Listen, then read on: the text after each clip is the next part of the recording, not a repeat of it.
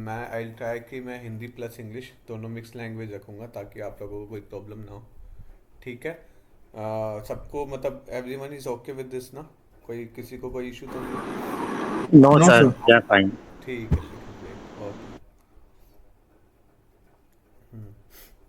तो जो कल हमने पढ़ा था बेसिकली इन डीप लर्निंग, जो हमने पढ़ा था कल था कि डीप लर्निंग के तीन जो वेरिएंट्स होते हैं, लाइक तीन जो डीप लर्निंग जिसमें डिवाइडेड है वो तीन, इट्स डिवाइडेड इनटू तीन, थ्री वेरिएंट्स। ठीक है। उसमें पहला वेरिएंट था हमारा ANN, आर्टिफिशियल न्यूरल नेटवर्क। जो हमारा artificial neural network is basically जो यूज़ होता है हमारा स्ट्रक्चर के लिए, जहाँ पे डेटा हमारा स्ट्रक्चर होता है। ठीक है। और दूसरा हमारा था CNN, जो हमारा कॉन्वोल्यूशनल न्यूरल नेटवर्क। उसमें हमारा बेसिकली जो हमें इमेज वगैरह का देखना होता है, जहाँ पे हमारी जिससे हमें इमेज, किसी भी चीज़ को इमेज से डील कर रहे हो तो हमको वहाँ पे CNN का यूज़ करना है। ठीक है।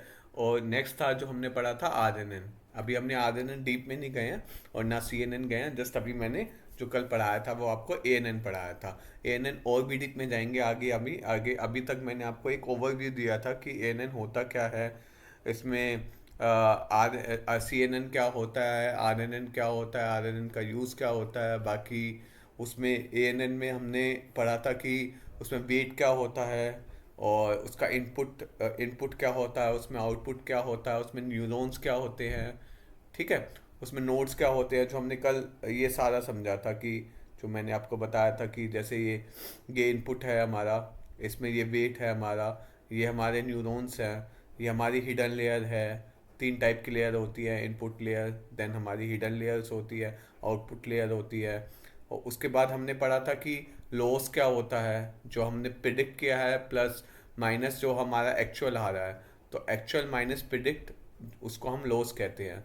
और हमारा इन दी एंड हमारा पर्पस क्या होता है इस मॉडल को यूज़ करने का, ताकि हमारा जो हम प्रिडिक्ट कर, जो एक्चुअली जो अगर वो हम कुछ कह रहे हैं कि उसका प्राइस इतना होना चाहिए और जो हम मशीन प्रिडिक्ट कर रही है अगर वो इक्वल आता है, उसका एरर जितना कम हो सकता है, तो वो हमारा मेन मोटो है किसी भी मॉडल को रेडी करने या डीप लर्निंग का यूज़ करने का। ठीक है। और वो हम कैसे लाते हैं? थ्रू बैकवर्ड और forward propagation, means through training are weight, optimising weight, कि वेट को हम इतना ऑप्टिमाइज करेंगे, बाकी हम बायस को इतना कम करेंगे हमारे मॉडल के लर्निंग रेट के थ्रू, कि हमारा जो लॉस फंक्शन होगा हम उसको मिनिमाइज कर सकते हैं एंड हमारी एक्यूरेसी को इंक्रीज कर सकते हैं। तो दो फैक्टर हो गए, एक तो लॉस को मिनिमाइज करना और एक हो गया हमारा हमारे एक्यूरेसी को इंक्रीज करना। और ये एक्यूरेसी लॉस केवल ट्रेनिंग डेटा का नहीं होगा। तो आपको पता है कि दो डेटा होते हैं, एक तो हम मशीन को पहले ट्रेन करते हैं, मतलब हमने कोई डेटा पास करा किसी भी हमारे मॉडल के अंदर, हमने एक मॉडल को ट्रेन कर दिया कि हाँ तुमको तुमको तुम्हारे पास केवल यही डेटा आएगा। जैसे तुम्हारे पास तुमको किसी हाउस का प्रिडिक्ट करना है या फिर तुमको कोई क्रेडिट कार्ड देना है नहीं देना, तो हम डिफरेंट डिफरेंट फीचर्स के ऊपर हमारे मॉडल को ट्रीट कर देंगे कि हाँ अगर इस रेंज के बीच में लाई कर रहा है, या फिर इसका डेटा ये वाला है, या फिर इसका 2 BHK जैसे साइज है, तो आपको इसका प्राइस ये प्रिडिक्ट करना है। ओके। तो हमने उस मॉडल को ट्रेन कर दिया। तो उस मॉडल को ट्रेन करने के बाद हम टेस्ट करते हैं कि हाँ उसके बेसिस पे हमने टेस्ट किया कि हाँ वो मॉडल सही प्रिडिक्ट कर रहा है कि नहीं कर रहा। तो हमारा एक एक तो हो गया, हमने ट्रेन पे एक्यूरेसी चेक करी, ट्रेनिंग मॉडल कितना एक्यूरेट दे रहा है। उसके बाद हम टेस्ट पे चेक करते हैं कि वैलिडेशन कैसे कर रहे हैं उस मॉडल की, वो मॉडल सही है कि नहीं है, वो हम टेस्ट के बेसिस पे चेक करते हैं। तो एक वैलिडेशन डेटा होता है, वो आगे आपको पता चलेगा जब मैं आपको प्रैक्टिकल एग्जांपल दिखाऊंगा इनके। ठीक है। उसमें आपको पता चलेगा कि टेस्टिंग और ट्रेनिंग का मतलब, सॉरी, ट्रेनिंग और टेस्टिंग डेटा क्या होता है और किस बेसिस पे हम उसको वैलिडेट करते हैं। ठीक है। तो आपने कल पढ़ा था इसका स्टेप फंक्शन क्या होता है, एक्टिवेशन फंक्शन क्या होता है, कल मैंने बताया था। स्टेप फंक्शन जो होता है हमारा वेट प्लस इसका इसका इनपुट इनपुट मतलब y = mx + c।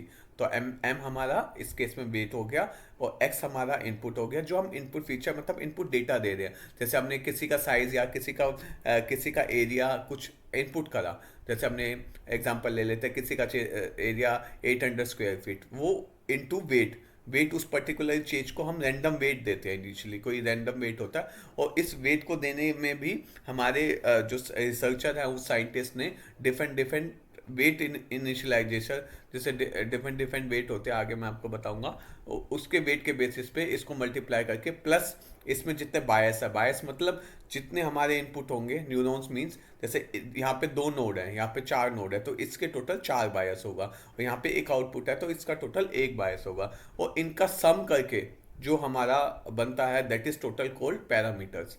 वो मैं आपको अभी बताऊंगा कि पैरामीटर्स क्या होता है आगे जाके, ठीक है। और ये हमारा एक्टिवेशन फंक्शन हो गया, ठीक है, कल हमने ये पढ़ा था। उसके बाद हमारा, मैंने आपको बताया था फॉरवर्ड प्रोपोगेशन क्या होता है, देन बैकवर्ड प्रोपोगेशन क्या होता है, और फॉरवर्ड प्लस बैकवर्ड प्रोपोगेशन को हम एक इपोक कहते हैं, ठीक है। अब आज आज जो हमारा टॉपिक है, आज हमारा टॉपिक होने वाला है कि what is a need of a, sorry, what is a machine learning और डीप लर्निंग में हमने पढ़ा था, पहले भी हम पढ़ चुके हैं कि मशीन लर्निंग और डीप लर्निंग में क्या डिफरेंस होता है। कोई एक एनीवन कैन एक्सप्लेन मी, जो मैंने तुम्हें बताया कि मशीन लर्निंग और डीप लर्निंग में क्या डिफरेंस होता है, जस्ट बेसिक पॉइंट्स बताए थे, अभी हम डीप डाइव जाएंगे इसके अंदर, और कोई एक्सप्लेन करेगा?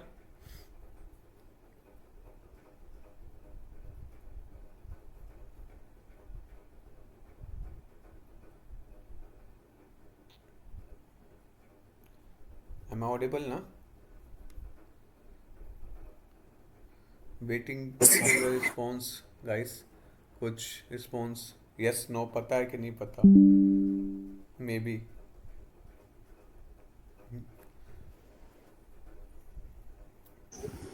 You are clearly audible. But I have asked something, आपसे क्वेश्चन पूछा है, किसी को आंसर पता है कि मशीन लर्निंग और डीप लर्निंग में क्या डिफरेंस होता है? मैंने आपको बताया था। Sir basically sir deep learning जो है सर वो ह्यूमन ब्रेन सिस्टम के ऊपर डिपेंड करता है उसको मिमिक करने के लिए। हम्म। और वहीं मशीन लर्निंग सर जो है वो स्टैटिस्टिक्स और इनके ऊपर है सर। हम्म। मैथमेटिकल अप्रोच है सर एक। हम्म। Deep, we can say that deep learning is the subset of machine learning.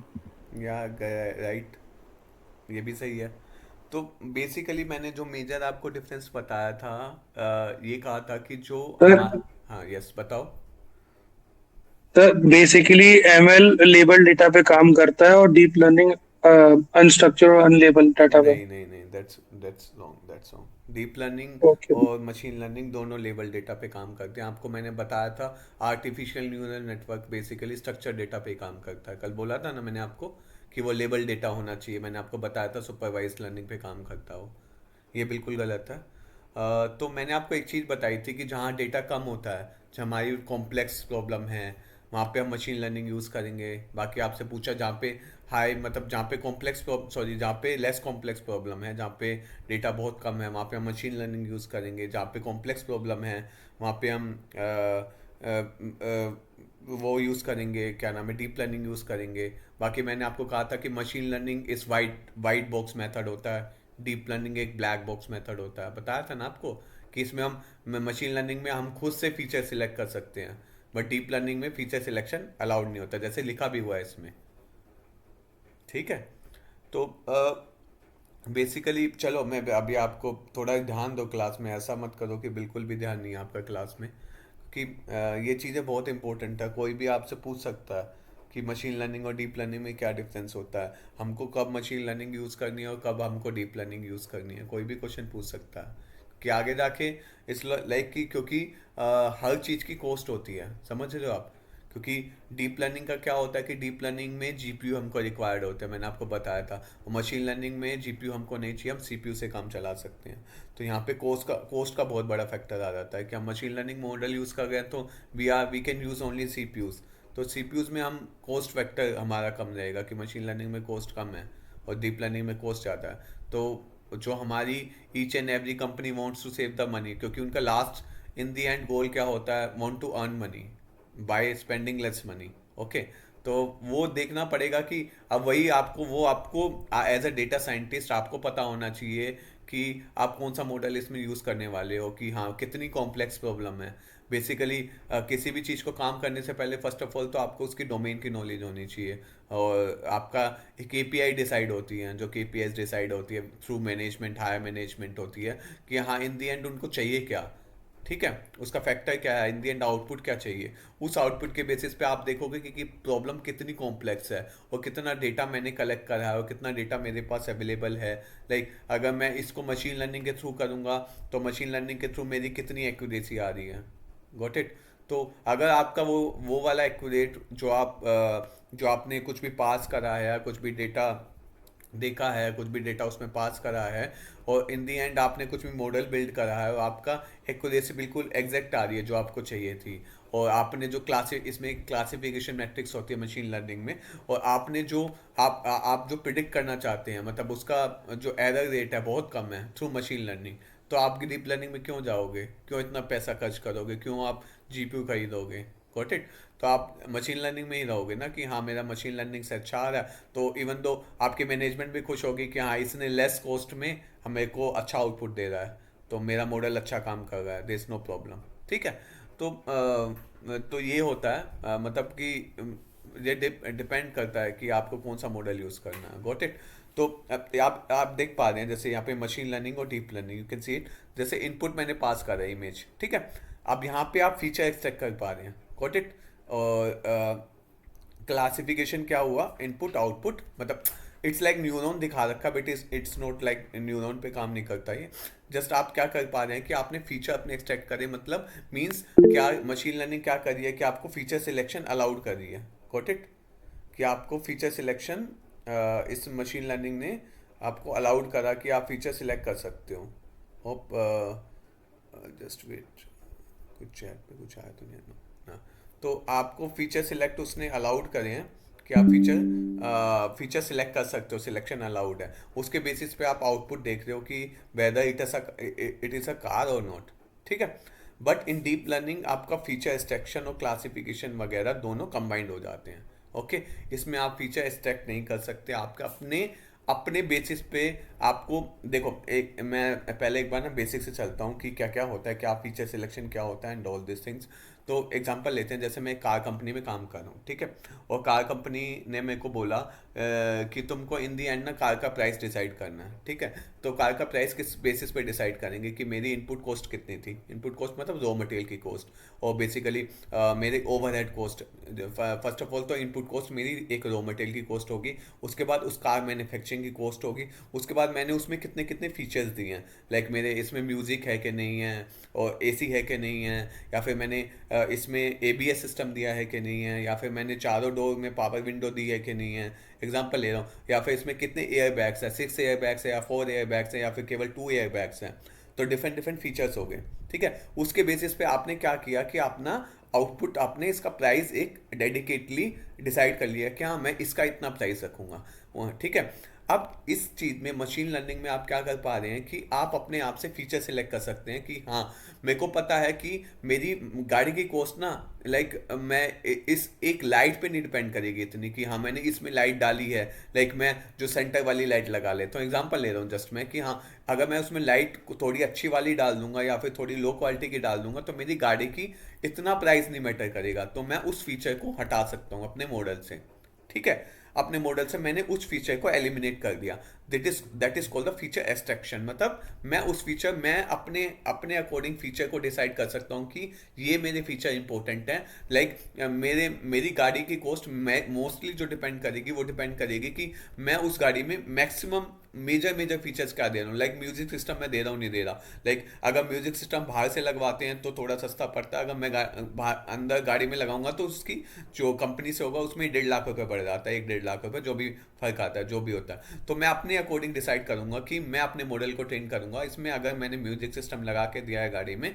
तो मेरा प्राइस ज़्यादा है, मैंने अपने प्राइस को ज़्यादा रखा है, ठीक है। तो इस हिसाब से मैंने अपने मॉडल को ट्रेन किया है। अब आगे जब मैं मॉडल को टेस्ट करूंगा तो इन्हीं फीचर्स पे टेस्ट करूंगा, ओके गॉट इट, ठीक है। तो मैंने क्या किया, अपने फीचर इंपॉर्टेंट फीचर सिलेक्ट कर ली, बट ये मेरा मशीन लर्निंग मॉडल हो गया कि मैं अपने हिसाब से फीचर सेलेक्ट कर पा रहा हूँ उस गाड़ी के। बट इन डीप लर्निंग आपका फीचर सिलेक्शन कुछ भी अलाउड नहीं होता, आपको सारे फीचर्स जो जो गाड़ी को जो फीचर्स आपने गाड़ी के सोचे हैं कि इस बेसिस पे कॉस्ट डिसाइड होगी, आपको सारे पास करने पड़ेंगे उसमें, ठीक है।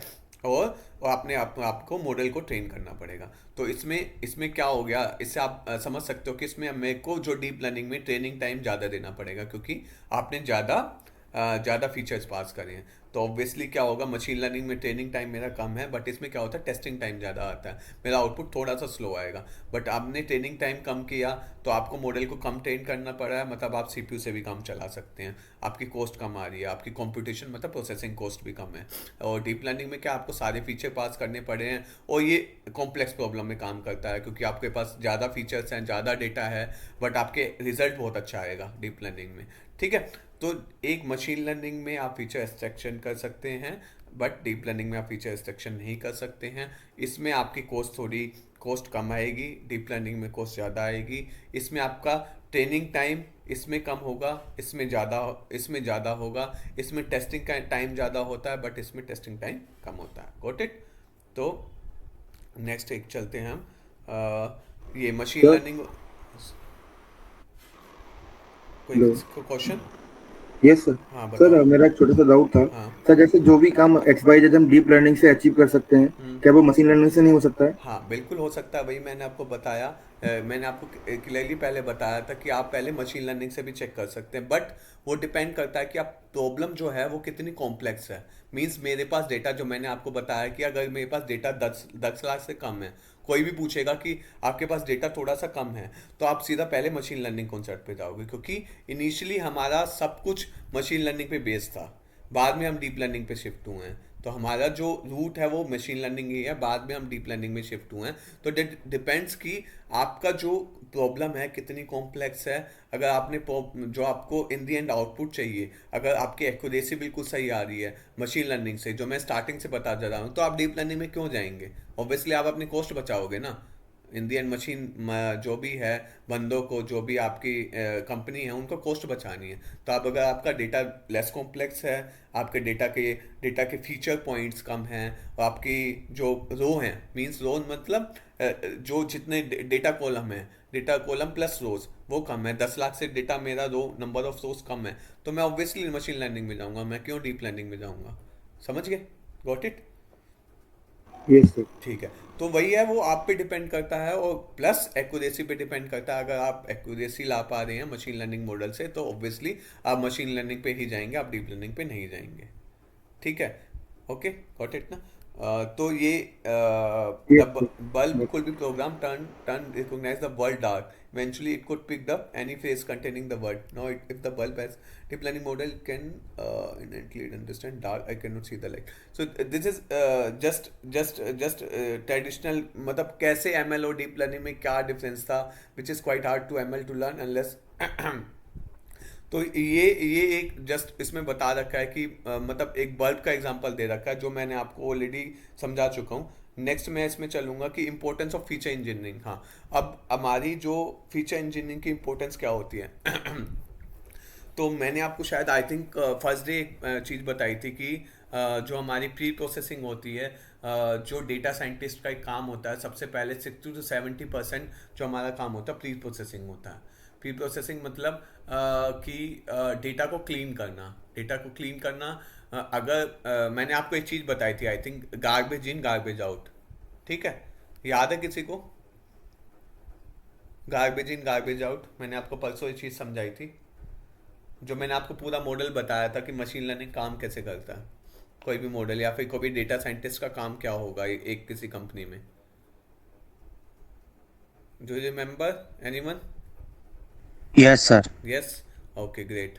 तो बता भी दीजिए क्या बताया था मैंने, थोड़ा बहुत, तो थोड़ा बहुत तो याद होगा आपको। यस सर, बेसिकली सर इसका मतलब सर ये है कि जो हमारा जो डेटा का जितनी अच्छी क्वालिटी होगी, जितना अच्छा डेटा हम देंगे अपना मशीन को या फिर जिस कोई मॉडल को हाँ अच्छा डेटा, उतना ही अच्छा आउटपुट हमको बाद में रिसीव होगा। हाँ, ग्रेट, यस। तो ये देखो, अब इम्पोर्टेंस ऑफ जो हमारा प्री प्रोसेसिंग पार्ट होता है ना, उसी में एक फीचर सिलेक्शन का पार्ट आता है, फीचर इंजीनियरिंग जिसको हम कहते हैं। देखो, एक ना मशीन लर्निंग में जब हम स्टार्ट करते हैं ना, तो उसमें डिफरेंट डिफरेंट प्रोसेसेस होती हैं, जो आपको आई थिंक बुक शेयर करी है सौरभ सर ने, मैंने उनके साथ शेयर कर दी है, आई थिंक आपको रिसीव होगी होंगी, या फिर अभी वो शेयर कर देंगे। तो उसमें आप यस सर, बुक पढ़ोगे, रिसीव। होगी आपको रिसीव बुक्स? Yes sir. हाँ ठीक है, तो वो 2 बुक्स हैं, तो आपको जो भी सही लगे बुक, जो आपको सही लगे कि लैंग्वेज जिसकी इजी है, तो आप वो बुक पढ़ सकते हैं अपने अकॉर्डिंग, ठीक है। तो इसमें जो मशीन लर्निंग में जब आप पढ़ोगे, तो मशीन लर्निंग एक्चुअली एक डिवाइडेड होती है 3-4 फैक्टर्स के ऊपर। फर्स्ट ऑफ ऑल तो होता है डेटा गैदरिंग, कि किस सोर्स से हम डेटा गैदर कर रहे हैं, ठीक है। देन हमारा पर्पस होता है डेटा क्लीनिंग का, ठीक है। देन हमारा सेकंड आता है हमारा feature engineering, means feature selection, कि फीचर सिलेक्शन।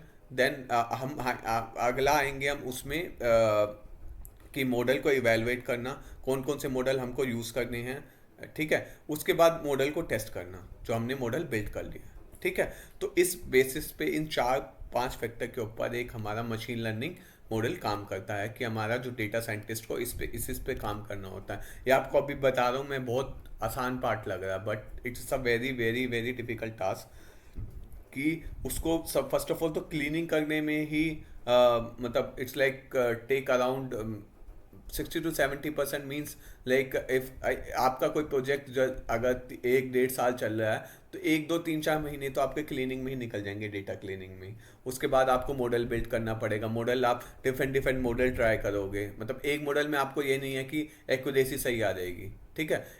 मैं एग्जांपल लेता हूँ, जैसे मॉडल मैंने बिल्ड किया, लॉजिस्टिक रिग्रेशन बिल्ड किया, या फिर कुछ लीनियर वाला यूज़ किया, बट लॉजिस्टिक में मैं एक्यूरेसी नहीं ला पा रहा अपनी, किसी भी मैंने अपना डेटा पास करा तो मेरी एक्यूरेसी अच्छी नहीं आ रही, मेरे जो लॉस फंक्शन था वो भी ख़राब आ रहा है, प्लस मेरी क्लासिफिकेशन मैट्रिक्स होती है, इसमें आगे आप पढ़ो, अगर आप देखोगे मशीन लर्निंग में क्लासिफिकेशन मैट्रिक्स में मेरे को कुछ अपने मैं जज करना था कि मैंने कुछ पास किया, उसको जज करना था कि वो एग्जांपल लेता हूँ, जैसे एक चीज़ हम इसमें जा सकते हैं अपना हेल्थ केयर में, लाइक कोविड का डेटा मैं सर्च कर रहा हूँ। अब किसी पेशेंट को कोविड है, ठीक है, बट मैंने जब उसमें डेटा पास किया अपने मॉडल में, उसने उसको ये बता दिया कि उसको कोविड नहीं है, तो it's a quite very very dangerous.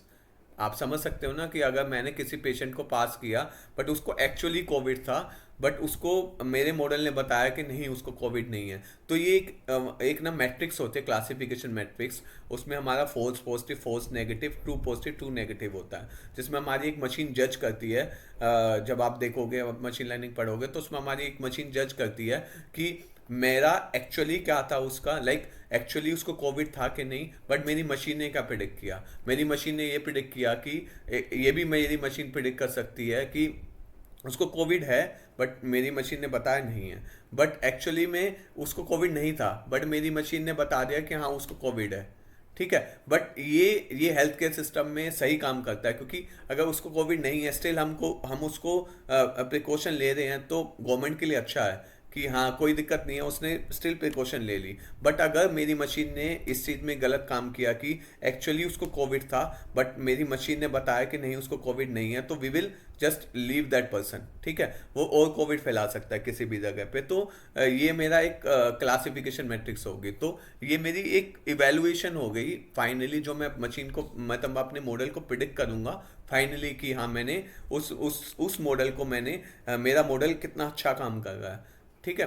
तो आपको डिफरेंट मॉडल ट्राई करने पड़ेंगे, डिफरेंट आप एक्यूरेसी देखोगे, मेरे मॉडल की एक्यूरेसी कितनी आ रही है।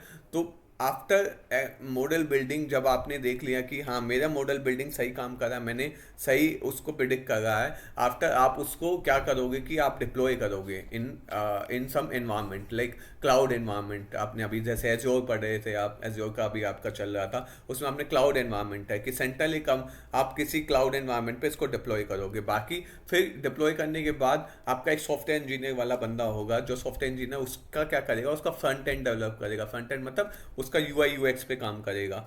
तो वो फिर हम डेटा उसमें पास करेंगे, बाकी हम डेटा फिर चेक करेंगे वहाँ पे कि हमारा टेस्ट डेटा था और हमारा वो टेस्ट डेटा सही काम कर रहा है नहीं कर रहा, जो मैंने डेटा पास करा। अगर वो सही काम नहीं करता तो then we have to go to the redeployment, means we have to go to the some modification, we have to check for the another data. हो सकता है मेरे को दोबारा मॉडल को ट्रेन करना पड़े अपने, कि मैंने डेटा लेस पास किया था, मेरे को और डेटा पास करना पड़ेगा, या फिर मेरे को डिफरेंट डिफरेंट मॉडल पे जाना पड़ेगा। तो ये एक साइकिल है जो चलती रहती है। तो ये एक डेटा साइंटिस्ट का काम इज नॉट ईजी। और अगर आपका काम केवल ऐसा नहीं होता कि डेटा साइंटिस्ट का काम केवल डिप्लॉयमेंट तक खत्म हो जाता है, नहीं, उसके बाद आपको मेंटेनेंस करनी पड़ती है, मॉडल को बार बार चेक करना पड़ेगा कि हाँ वो मॉडल मेरा सही काम कर रहा है नहीं कर रहा। अगर हो सकता है कुछ टाइम बाद उसमें क्या होगा कि गार्बेज डेटा आ गया, कुछ प्रॉब्लम हो गई मेरे मॉडल में फॉर द टाइम बिंग, तो जो कंपनीज होती है आगे आप जब पढ़ोगे कि कंपनी क्या करती है कि एक मेंटेनेंस एएमसी होती है, जो हर एक जो दूसरी कंपनी अगर किसी भी कंपनी से क्लाइंट, अगर मैं अपनी कंपनी का कुछ भी मॉडल में या फिर कुछ भी बेच रहा हूँ, तो हम दूसरा क्लाइंट हमारा एक एएमसी खरीदता है जिसमें एनुअल मेंटेनेंस कॉस्ट आती है, कि मैं उस पर्टिकुलरली उस मॉडल को मेंटेन करूँगा, एनुअली मैं चेक करता रहूँगा टाइम द बिंग, अगर कोई अपडेट आता है तो मैं उस मॉडल को अपडेट करूँगा ताकि मेरा जो मॉडल है वो सही से काम करता रहे, कोई प्रॉब्लम ना आए उसमें। मेंटेनेंस जो एक्टिविटी है मैं उसमें करता रहूँगा, रेगुलरली चेक करूँगा। तो डेटा साइंटिस्ट का यहाँ तक काम नहीं आता कि हाँ उसने केवल डिप्लॉयमेंट कर दी तो उसका सब कुछ काम खत्म हो गया, नहीं, उसको मॉडल को कंटिन्यूसली चेक करना होता है, उसकी मेंटेनेंस चेक करनी होती है ताकि वो जो मेरा मॉडल है मैं देखता रहूँ, ठीक है। और उसी चीज़ में एक फीचर इंजीनियरिंग जो मैंने बताया था, फीचर इंजीनियरिंग एक डेटा प्री प्रोसेसिंग का काम होता है जिसमें हम फीचर सिलेक्ट करते हैं, फीचर सिलेक्शन का काम आता है, फीचर ट्रांसफॉर्मेशन क्रिएशन होता है मोस्ट रेलिवेंट वेरिएबल। तो मतलब इसमें देखो दो चीज़ें होती हैं, एक होता है फीचर सिलेक्शन। फीचर सिलेक्शन आप किस बेसिस पे करते हैं हम, एक तो आपको डोमेन नॉलेज हो सकती है कि मेरे को पता है, जैसे मैं I am a mechanical engineer by the way मैं बताऊं, और मैं सॉफ्टवेयर में स्विच हुआ हूँ, ठीक है।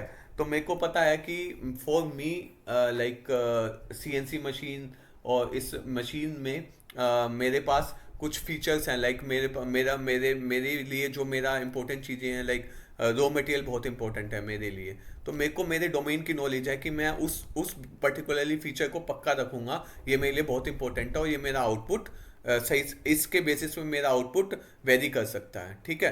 ये आपने फीचर सिलेक्ट कर लिया। लाइक अभी मैंने जो आपको बताया था एक गाड़ी का एग्जांपल, जो अभी गाड़ी की कॉस्ट कैसे डिसाइड कर रहे हो, या फिर आप कोई हाउस रेंट पे ले रहे हो, हाउस का प्राइस कैसे डिसाइड कर रहे हो, या फिर कोई इंश्योरेंस सेक्टर में है, क्रेडिट कार्ड उस बंदे को देना है नहीं देना, वो डिफरेंट फैक्टर्स पे डिपेंड करेगा, वो सिलेक्शन आपको करना है। और नेक्स्ट होगा ट्रांसफॉर्मिंग क्या होता है, एग्जाम्पल है, जैसे मैं क्या करता हूँ, इसमें ना एक पार्ट होता है फीचर स्केलिंग, ये जस्ट एक ट्रांसफॉर्मिंग का पार्ट काम करता है। फीचर स्केलिंग क्या होता है, अब आपने स्टैंडर्ड स्केलर या नॉर्मलाइजेशन कुछ पढ़ा? स्टैंडर्डाइजेशन क्या होता है, नॉर्मलाइजेशन क्या होता है, इसमें स्टैट्स में किसी ने पढ़ा होगा मेरे हिसाब से। नॉर्मलाइजेशन, हाँ, स्टैंडर्डाइजेशन क्या होता है? तो नॉर्मलाइजेशन बेसिकली सर उसमें हम डेटा में से जो टेबल्स होती हैं उसमें से रिडंडेंसी हटाते हैं, इनकंसिस्टेंसी हटाते हैं इन डेटाबेस मैनेजमेंट सिस्टम में। नहीं, ये वाली चीज़ नहीं होती रिडंडेंसी। नॉर्मलाइजेशन इज लाइक आपको ना डेटा, जैसे मैं एग्जांपल लेता हूँ, मैंने कुछ फीचर पास करा, जैसे मैं एग्जांपल लेता हूँ एज है, ठीक है, एक तो मेरी एज हो गई, जैसे अब एग्जांपल लेता हूँ, किसी बंदे को ब्लड प्रेशर, उस बंदे को हार्ट अटैक होगा कि नहीं होगा, मेरे को प्रिडिक्ट करना है, यस या नो, ठीक है। अब उसका हार्ट अटैक होना डिफरेंट फैक्टर पे डिपेंड करेगा। First of all high blood pressure, ठीक है, एक ये फैक्टर हो सकता है, नेक्स्ट मेरा एज हो सकता है, और नेक्स्ट एक ऐसा फैक्टर होगा मेरे पास जो बहुत कम होगा, लाइक जिसकी वैल्यू 0.001 में होगी। एग्जाम्पल मैं कुछ आपको ऐसा दूंगा, लाइक कुछ भी फैक्टर उठा लो जिस पे मेरा हार्ट अटैक डिपेंड करता है, उसकी वैल्यू मेरी 0.01 है, ठीक है। अब एज की वैल्यू क्या होगी, एज हो सकती है 70-80 हो, ठीक है। अब ब्लड प्रेशर आपका 170 भी जाता है, 190 भी जाता है, ठीक है। अब इस वाले चीज में क्या आ गई, आपका बायस आ गया, समझ रहे हो ना कि बायसनेस कैसे आ गई। एक तो मेरा फैक्टर 0.01 है, और एक मेरा फैक्टर क्या है 80 है, और एक मेरा फैक्टर 170 है, ठीक है। अब इसमें क्या होगा कि जो मैं इंपॉर्टेंस दूंगा ना, फीचर इंपॉर्टेंस, जो मेरा मॉडल क्या करेगा, मेरा मॉडल बायस काम करेगा, इसमें बायस्ड हो जाएगा कि मेरे पास एक तो बहुत ज़्यादा हाई वैल्यू है और एक मेरी केवल 0.01 है, समझ रहे हो? तो हम क्या करते हैं इसमें, फीचर को क्या करते हैं, फीचर स्केलिंग कर देते हैं। मतलब एक देखो हमारी तीन तीन चीज़ें होती हैं फीचर स्केलिंग में। एक स्टैंडर्ड स्केलर होता है, एक नॉर्मलाइजेशन होता है, एक मीन मैक्स स्केलर होता है। देखो स्टैंडर्ड स्केलर आपने पढ़ा होगा, ये आपने कर्व पढ़ा है, 6 सिग्मा कर्व, किसी को पता है क्या होता है? +-3 सिग्मा। गाइस पता तो होगा यार, ये तो नॉर्मल चीज़ है और सब पढ़ते हैं। गॉसियन डिस्ट्रीब्यूशन कुछ किसी ने पढ़ा? गॉसियन डिस्ट्रीब्यूशन, जेड टेस्ट, नहीं? तो ठीक है। नो। तो नॉर्मलाइजेशन में नॉर्मली क्या करते हैं, हमारी जो मैक्सिमम वैल्यू होती है, मैक्सिमम 0 से 1, ठीक है, आइदर मेरी वैल्यू 0 होगी या 1 होगी और उसके बीच में लाई करेगी, ठीक है। तो हम क्या करेंगे, सारे वाले फैक्टर को मैं ट्रांसफॉर्म कर दूंगा, मतलब उसकी स्केलिंग कर दूंगा मैं। जो मेरी एज होगी ना वो भी 0 के 1 के बीच में लाई करेगी, गॉट इट। और मेरा जो ब्लड प्रेशर होगा वो भी 0-1 के बीच में लाई करेगा। अब क्या होगा, कोई बायसनेस नहीं आएगी, मतलब कोई वेरिएशन नहीं है मेरे डेटा में, समझ गए? अगर हाई वेरिएशन होगा डेटा में ना तो मेरा रिजल्ट बिल्कुल भी हमेशा खराब आएगा, समझ रहे हो? अब क्या होगा, मेरा डेटा हमेशा 0 और 1 के बीच में लाई करेगा, गॉट इट। और मेरा अगर मैं स्टैंडर्ड स्केलिंग यूज करता हूँ तो +-3 सिग्मा रूल होता है। मतलब मेरी मैक्सिमम वैल्यू जो जा सकती है +3 जा सकती है और मिनिमम वैल्यू जा सकती है -3।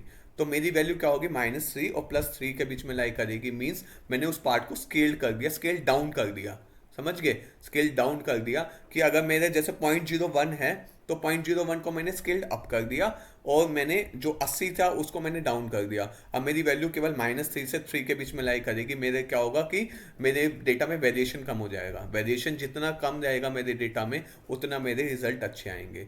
क्योंकि आप अभी जब मशीन लर्निंग पढ़ोगे आपको डेटा को नॉर्मलाइजेशन मीन्स स्टैंडर्डाइजेशन करना होता है। स्टैंडर्डाइजेशन मीन्स बेल कर्व किसी ने पढ़ा है? कुछ आइडिया है? नहीं पढ़ा, ठीक है। तो बेल कर्व में हमारा क्या होता है, बेल कर्व एक एक हमारा कर्व बनता है। मैं आपको अभी तो आई थिंक सो नहीं दिखा सकता, यहाँ पे मेरे पास कोई इमेज नहीं है, ठीक है। तो इसमें हम +-3 सिग्मा में कन्वर्ट करते हैं। तो इसमें मैं कन्वर्ट कर रहा हूँ डेटा को, गॉट इट। तो इसमें मैंने अब स्टैंडर्ड स्केलिंग और स्केलिंग वाला पार्ट और ये वाली चीज़ मैंने कन्वर्ट कर दी, मतलब मैंने अपने डेटा को ट्रांसफॉर्म कर दिया, गॉट इट। मैंने फीचर को अपने ट्रांसफॉर्म कर दिया ताकि मेरा ज़्यादा डेटा में वेरिएशन ना रहे, वेरिएशन जितना मेरा कम रहेगा। आप होपफुली आप समझ गए होगे इस चीज़ को, ठीक है। एंड देन ये वाला मेरा फीचर सिलेक्शन हो गया। Then how deep learning differ from the machine learning, मैंने आपको बताया था कि जो मशीन लर्निंग डीप लर्निंग में क्या होता है, गुड हार्डवेयर चाहिए होता है, ठीक है। बट मशीन लर्निंग में गुड हार्डवेयर की रिक्वायरमेंट नहीं होती हमको, कि हम सीपीयू से भी काम कर सकते हैं, ठीक है। और मशीन डीप लर्निंग में क्या होता है, लॉट्स ऑफ डेटा होता है। बट मशीन लर्निंग में there is no requirement of lots of data. मतलब मशीन लर्निंग जो काम करता है वो लेस डेटा पे सही रिजल्ट देता है, गॉट इट।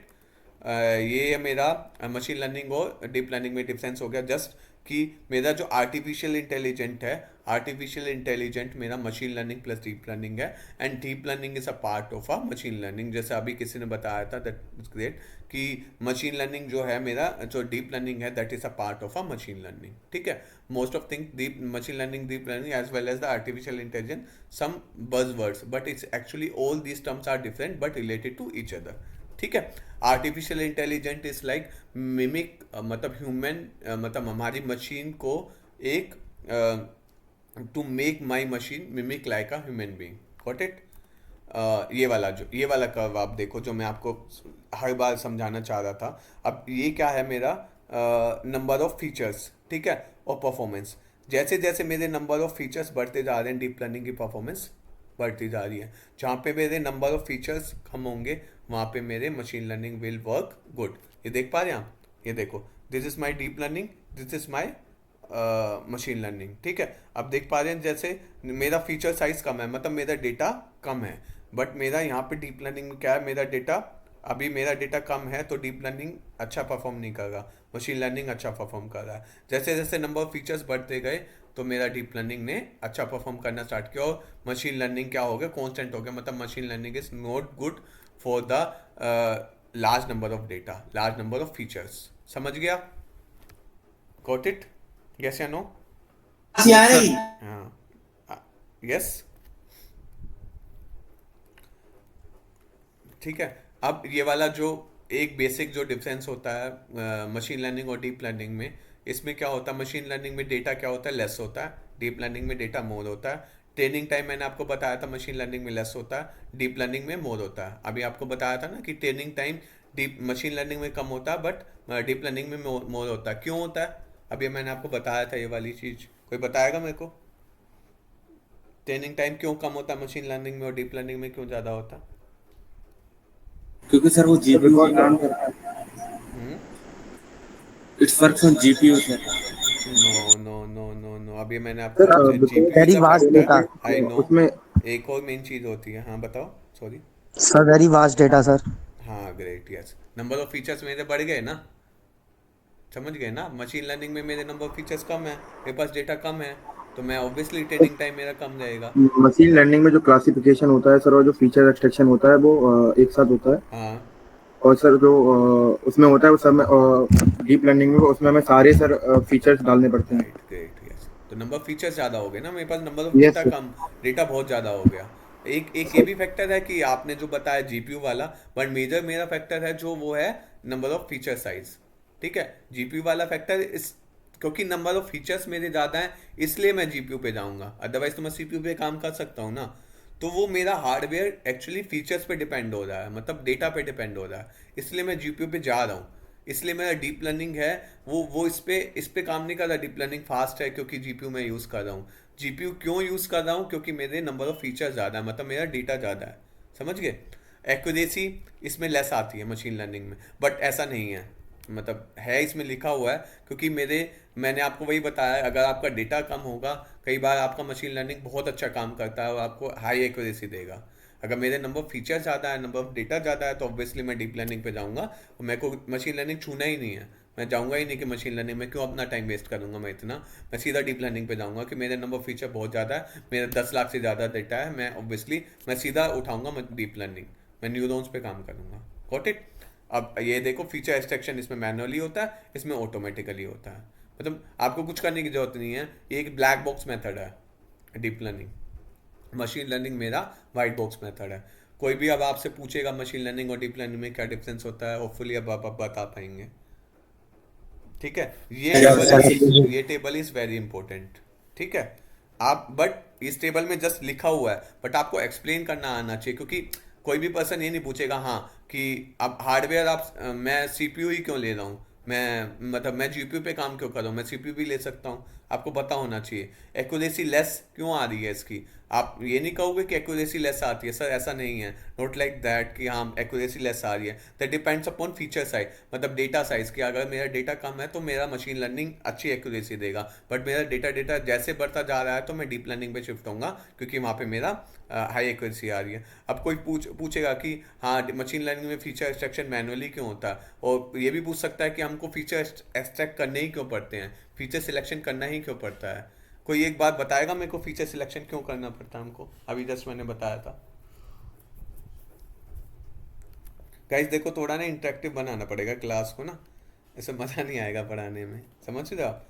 इंटरेक्टिव जितना बना के रखेंगे आपको, मेरे को लगना भी तो चाहिए ना आपको समझ में आ रहा है जो मैं पढ़ा रहा हूँ, अदरवाइज मेरा कोई पढ़ाने का कोई फ़ायदा नहीं होगा। सर बेसिकली सर फीचर हम सर इसीलिए एक्सट्रैक्ट करते हैं, जो भी हमारा जो डेटा है उसमें से कुछ sir basically sir we can see that main points और some important parameters on which our model will be working hmm and predict output. Hmm तो correct. Sir So we have to check that whether our model is good, right, and meet the user requirement or not. नहीं, note like that, वो जो उस अभी जिसने बोला था, I don't know means मैं देख नहीं पा रहा हूँ, बट ही वॉज राइट कि क्योंकि हमको देखना पड़ता है कि कौन कौन से फीचर्स हमारे इम्पोर्टेंट है।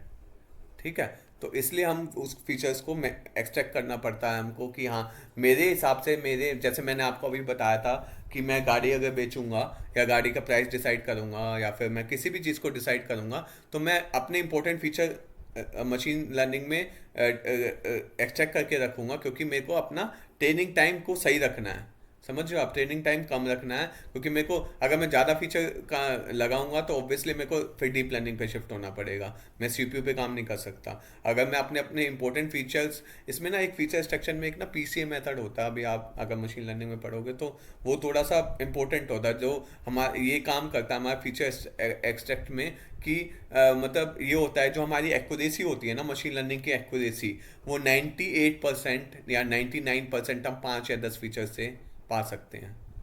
ठीक है, वो पीसीए मेथड होता है जिसको प्रिंसिपल कंपोनेंट एनालिसिस कहते हैं, एक मशीन लर्निंग में एंड में पढ़ते हो, जो बेसिकली यस सर। फीचर, हाँ पढ़ा है आपने किसी लोगों ने पीसीए मेथड? Yes sir. हाँ ठीक है। तो यस सर। हाँ यस, पीसीए एक मेथड होता है जिसमें आपको फीचर एक्सट्रैक्ट करने का मतलब आप अराउंड 98%, बट आप एक एक ध्यान रखना कि जब आप फीचर फीचर एक्सट्रैक्ट कर रहे हो ना तो आप बहुत ज़्यादा डेटा लॉस भी कर रहे हो, समझ रहे हो ना, कि आपने केवल 5 फीचर्स ले लिए, हो सकता है कि मेरे को वो वाला फीचर मेरे लिए बहुत इंपॉर्टेंट था, मशीन ने तो डिसाइड कर लिया कि 5 या 10 फीचर्स हैं, वो आपको एंड में ट्राई करना होता है कि हाँ मतलब मैंने पीसीए मेथड एक बार ट्राई करके देख लिया कि हाँ मैं ये वाले पाँच पाँच अपना, क्योंकि इसमें देखो आपका फ़ायदा क्या हो रहा है, ऑब्वियसली आप फीचर्स एक्सट्रैक्ट करोगे, आपने 10 फीचर्स लिए या 5 फीचर्स लिए तो आपका एक तो टाइम कम लगेगा, समझ रहे हो, ट्रेनिंग टाइम कम हो गया, आपको केवल सीपीयू का यूज़ करना पड़ेगा, और आप 10 फीचर्स का ही यूज़ करके आपका डेटा इतना कॉम्प्लेक्स नहीं हुआ, आपका मॉडल इतना कॉम्प्लेक्स नहीं हुआ, आपका कंप्यूटेशन टाइम कम हो जाएगा। ठीक है, बट आप ये भी ध्यान रखना आप डेटा बहुत लूज कर रहे हो, मीन्स आपने आपके पास 70-80 फीचर्स थे, उसमें केवल आपने 10 फीचर सिलेक्ट कर रहे हो, मीन्स समझ रहे हो ना, आपने केवल 70 में से आपने 60 फीचर्स अपने डिलीट कर दिए। तो ये कई कंपनीज पीसीए मेथड को बिल्कुल अलाउ नहीं करती, कई कंपनीज कहती है लेट्स ट्राई, मतलब देख लेते हैं एक बार, ठीक है, क्योंकि आपने हो सकता है माइट भी कि उनके लिए जो आपने मैनेजमेंट है, हायर मैनेजमेंट है, उनके लिए वो फीचर बहुत इंपॉर्टेंट था, ठीक है, आपने केवल वो सारे फीचर्स हटा दिए, केवल 10 फीचर्स रखे, और ये ऑटोमेटिकली मशीन डिसाइड करती है on the basis of the variance, ठीक है। तो वही ये बात होगी, पीसीए मेथड होता है प्रिंसिपल कंपोनेंट एनालिसिस, ठीक है। देन सॉरी, जस्ट वेट, ये अभी जो हमने पढ़ा था ये कॉन्सेप्ट कैसे रिलेट करता है, ठीक है। What is the difference between machine learning and deep learning, I think मैं बहुत बहुत बार समझा चुका हूँ आपको, इसमें कोई कोई वो नहीं है। देखो, एक data mining, data scientist machine learning, तो दिस इज जस्ट अ मतलब बिग डेटा, मतलब आपको किसी को पता है बिग डेटा क्या होता है, किसी ने पढ़ा? Yes sir, it is basically Hadoop, हाँ, अपाचे, अपाचे इन तो सब ये, से रिलेटेड है। हाँ ये मतलब ये तो मॉडल हो गए एक, मतलब उसको बिग यस डेटा सर, जो को, उसमें यूज होते हैं सर बिग डेटा में हाँ सर। बिग डेटा बिग में डेटा यूज, सर जो जो वास्ट डेटा जैसे उसको मैनेज करना, उसके अंदर से सर उसकी मतलब क्या कहते हैं, रॉ डेटा को एकदम वो करना, प्री एक्सट्रैक्ट, प्रोसेसिंग, ये हाँ सब इसके लिए यूज किया एक्सट्रैक्ट जाता है। करना, किसी सेंट्रलाइज पोजीशन पे डालना उसको, एंड ऑल दिस थिंग्स, और ये वाला बिग डेटा का काम जो था वो डेटा इंजीनियर करता, ओके। कई बार क्या होता है कि बिग डेटा को हैंडल करने के लिए माइट भी कभी क्या होता है कि डेटा साइंटिस्ट को भी काम करना पड़ता है, अगर कंपनी छोटी है तो data scientist is like working on a big data also, वो डिप्लॉयमेंट भी कर रहा है और मॉडलिंग भी कर रहा है। वैसे एक डेटा साइंटिस्ट का काम केवल एक मॉडल बिल्डिंग होता है इन एक्चुअल वर्ड्स, बट ऐसा नहीं है। तो एक डेटा साइंटिस्ट को कुछ भी करना पड़ सकता है, उसको फीचर मतलब मींस डेटा को एक्सट्रैक्ट भी करना पड़ सकता है, और डेटा एनालिसिस तो काम है ही डेटा साइंटिस्ट का, मॉडल बिल्डिंग भी करना पड़ सकता है, देन जो जो कहते हैं हम डेटा माइनिंग, मतलब वही डेटा के अंदर घुसना, डेटा को बिल्कुल माइन करना, जैसे हम किसी माइनिंग करते हैं, माइनिंग की प्रोसेस क्या, खोदने हैं उसको हम, तो वही डेटा को बिल्कुल खोद खोद के निकालना कि हाँ उसका इंपॉर्टेंस एंड ऑल। देन उसके बाद डिप्लॉयमेंट का पार्ट, डिप्लॉयमेंट वैसे सॉफ्टवेयर इंजीनियर देखता है, बट हो सकता है कि डेटा साइंटिस्ट को भी देखना पड़ सकता है। तो कई बार आपको अब देखोगे कि रिक्वायरमेंट ऐसी आती है कि आपको डिप्लॉयमेंट वाला पार्ट पता होना चाहिए, बंदे को क्लाउड इंजीनियरिंग वाला पार्ट पता होना चाहिए, मतलब उसको AWS, एज़्योर या फिर कुछ भी GCP, गूगल क्लाउड आना चाहिए। एक तो एटलीस्ट रिक्वायरमेंट होती है कि आपको डिप्लॉयमेंट जब हम करनी हो तो डिप्लॉयमेंट एक डेटा साइंटिस्ट कर पाए। तो they want multi talented person कि जो front end plus back and दोनों संभाल सके। Got it? What is the difference between machine learning and deep learning? Just ये सिंपल ही है गाइस, मैं बता चुका हूँ सब कुछ आपको कि less time to train, low time to train, everything I have already explain you, ठीक है। Machine learning versus deep learning same? I don't think so. ये आपको पता होने चाहिए कि who is the father of deep learning? किसी को पता? He is the father of Geoffrey Hinton. Winter. हाँ या, तो ये जो थे, मतलब जैसे एंड्रू एनजी इसका स्टूडेंट था, जो ये यान था, इसने इसने क्या क्या CNN लाया था। देन एंड्रू एनजी जो था, इसने हमारी ये वाली प्रोसेस लाई थी, backward propagation and all this thing. Then he was also a student. तो ये थे सुपरस्टार रिसर्चर, मतलब इनके बलबूते पे हम जो अब AI का यूज़ कर पा रहे हैं, दे आर द पर्सन। उनके बेसिस पे हम AI का और डीप लर्निंग का अब यूज़ कर पा रहे हैं, जो हम अपने काम को इतना आसान बना पा रहे हैं कि हम कुछ भी चाहिए होता है आजकल कि हम थ्रू AI की मदद ज़रूर लेते हैं कुछ भी करने के लिए। होपफुली आप ये सबको पता होता है कि आजकल कुछ भी कर रहे हैं हम AI की मदद से कर रहे हैं। Got it? और ये वाली कंपनीज जिन्होंने AI पे रिसर्च पे काम किया था, that is Google, Facebook, Microsoft, Nvidia. ठीक है, तो एनवीडिया ने क्या लाया था? Nvidia is basically GPU। जो GPU सारे आए थे वो एनवीडिया से आए थे। And Microsoft obviously Copilot, ChatGPT, ये मतलब ओपन AI या माइक्रोसॉफ्ट ने खरीद लिया। देन माइक्रोसॉफ्ट का गूगल लेंस हो गया, गूगल लेंस है। देन माइक्रोसॉफ्ट अभी अपना इन्फर्ज कोपायलट लाया। देन मेटा ने जैसे अभी फेस रिकॉग्नाइजेशन एंड ऑल, तो मेटा अपना काम कर रहा है। देन मेटा वो AI मतलब जो आपको पता है, ये जो आप अपना फिल्टर्स यूज़ करते हो डिफरेंट किसी भी स्नैपचैट पे या फिर इंस्टाग्राम पे, तो वो कैसे आते हैं, सब सारा is working on a computer vision.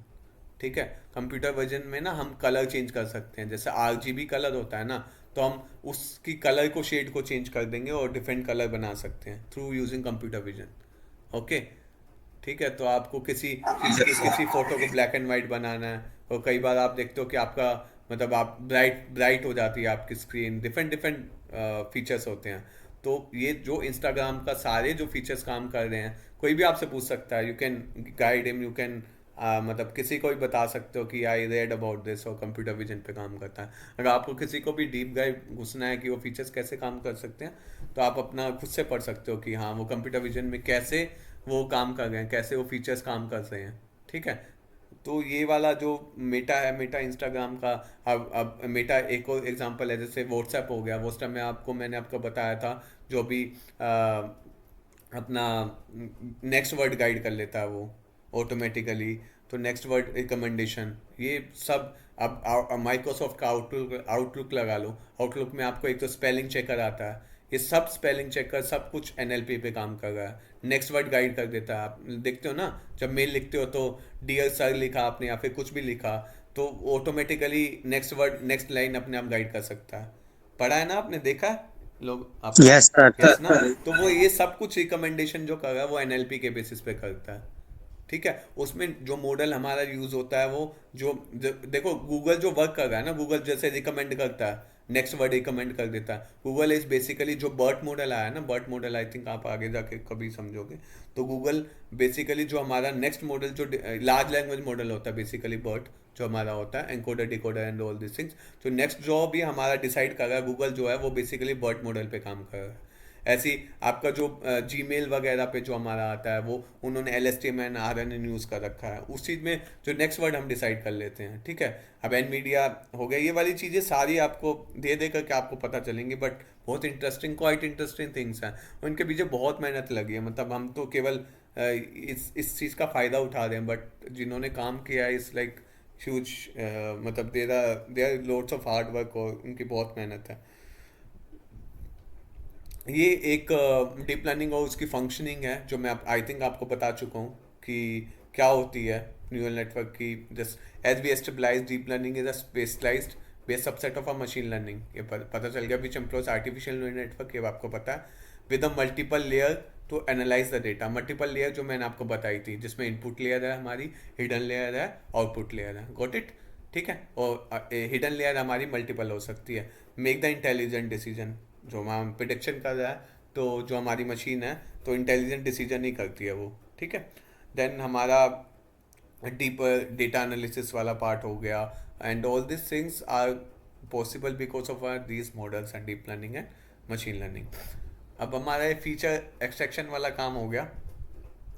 ये डीप लर्निंग में हमारा फीचर एक्सट्रैक्शन फीचर एक्सट्रैक्शन कैसे होते हैं।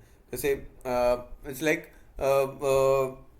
अभी अभी आपको मैं बताता हूँ। जैसे जैसे मेरे को ना इसमें आप देख पा रहे हैं, जैसे ये लो लेवल फीचर्स हैं, ये मेरे मिड लेवल फीचर्स हैं, और एब्स्ट्रैक्ट लेवल फीचर्स मीन्स जैसे क्या होता है कि डिफरेंट डिफरेंट फीचर्स, जैसे मेरी आइज़ है, ठीक है, ये मेरी एक और आइज़ है। तो क्या होगा जब जैसे जैसे मैं अपने पास इसको अपने डेटा को, अपनी इमेजेस को डिफरेंट डिफरेंट हिडन लेयर से पास करता जाऊंगा ना, सबसे पहले क्या करता है, ये बाउंड्री को उठाता है, मीन्स आउटसाइड बाउंड्री इसको उठाएगा। देन ये एक और फीचर उठाएगा उसका, लाइक आइज उठा ली। देन अगेन हिडन लेयर पे जाएगा, वो दूसरी आइज उठा लेगा। तो उसका कॉम्बिनेशन बना के आउटपुट में को ये देगा, एक फेस। समझ गए आप कि मतलब ये एक बारी में मतलब ये आउटर बाउंड्री का एक पार्ट उठाएगा, देन मेरा एक आईज उठाई, देन मैंने आईब्रो उठा ली, तो उसका कंबाइन करके मेरा एक डीप लर्निंग क्या कर रहा है, फीचर एक्सट्रैक्शन मींस के डीप लर्निंग उसका आउटपुट डेटा दे रहा है। समझ गए। इसमें यही होता है, manually program feature extraction method such as a local boundary pattern and histogram of a gradient which are predefined way to summarize the raw data. Instead, it learns most useful feature for accomplishing the task at hand, starting with the simple ones and progressively learning more complex data. And traditional machine learning, on other hand, often relies on the other hand crafted features and require careful engineering to perform automatically. Means इसका कहने का मतलब यही है कि जो हमारा deep learning होता है, डीप लर्निंग पहले लेस डेटा पे काम करता है, मतलब मीन्स मतलब उसने पहले क्या क्या आउटर बाउंड्री उठाई, देन उसके बाद आइज उठाई। तो वो क्या करता है कि अलग अलग लेयर पे जब हमारा डेटा जाएगा तो वो डेटा को क्या करता रहेगा, कंबाइन करके एक कॉम्प्लेक्स डेटा बना देगा, मीन्स एक कॉम्प्लेक्स स्ट्रक्चर बना देगा। बट वही अदर हैंड पे मशीन लर्निंग क्या है, मशीन लर्निंग पे आप फीचर खुद से सिलेक्ट कर रहे हो, और इसमें क्या कर रहा है, मशीन खुद से फीचर सिलेक्ट करके अलग अलग फीचर्स, मतलब मेरे जो फेस के फीचर्स लाइक एक आइज है या फिर एक आईब्रो है, तो ये मेरे क्या हो गए, एक फेस के फीचर्स हो गए। समझ गया। तो उन फीचर्स को कंबाइन करके मेरा आउटपुट प्रिडिक्ट कर रहा है कि ये एक ह्यूमन फेस है। समझ गए। और जैसे अब गाड़ी है, अब या मेरे को एक वर्ड डिसाइड करना है, लाइक मैंने 7 लिखा, ठीक है, तो वो 7 को क्या करेगा, वो 7 को इकट्ठे नहीं उठाएगा, वो 7 जैसे मेरा ऐसे 7 बना होता है ना, समझ गया। तो इस 7 में पहले वो एक सिंगल लाइन उठाएगा, फिर दूसरे वाले उसमें हो सकता है वो एक ऐसे डंडा उठा ले, ठीक है। ये ऐसे हॉरिजॉन्टल और वर्टिकली लाइन को कंबाइन करके वो एक 7 बनाएगा, और फाइनल मेरे को रिजल्ट 7 का देगा कि हाँ ये जो वर्ड लिखा है ये मेरा 7 है। मैंने जब इमेज पार्ट करी तो उस वाली इमेज को वो 7 दिखाएगा। बट अब ये मशीन लर्निंग में मेरे को वो फीचर सिलेक्ट करना पड़ेगा, बट डीप लर्निंग में ऐसा नहीं होता। Got it. ये जस्ट अभी जो मैंने आपको पढ़ाया था। कंप्यूटेशन पावर जो मेरा इसमें मशीन लर्निंग में कम रिक्वायरमेंट होती है, क्योंकि उसमें CPU पे से भी काम कर सकते हो, और इसमें GPU चाहिए होता है हमको, ग्राफिकली प्रोसेसिंग यूनिट। तो deep learning requires advance computational capabilities, but machine learning standard capabilities पे भी काम कर सकता है। आई थिंक जो एज़्योर में आपने पढ़ा भी होगा, जो सौरभ सर ने बताया होगा, जो हमने स्टैंडर्ड हम सिलेक्ट कर लेते हैं कंप्यूटेशन वाला, ठीक है। हाँ, problem solving techniques is like machine learning में कौन कौन से क्या होते हैं, इंडस्ट्रियल यूजेस ये हमारे। अभी मैंने आपको आई थिंक ये बताया भी था, ठीक है। इसको मैं आई थिंक हम कल कवर अप करेंगे, की सिमिलैरिटीज़ थोड़ा बहुत ही रह गया है, ठीक है। Then we will come to the architecture, I think so. ये वाला ऑलमोस्ट हमारा कवर है, बट मैं आपको एक बार फिर भी थोड़ा बहुत इसका कल जब हम रिकैप करेंगे सेशन को, तो मैं एक बार थोड़ा इसका बता दूंगा।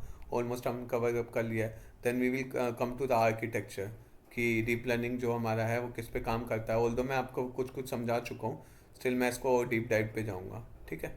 यहाँ पे गॉट इट, ठीक है। Yes sir. यस, होपफुली आपको सेशन अच्छा लगा होगा।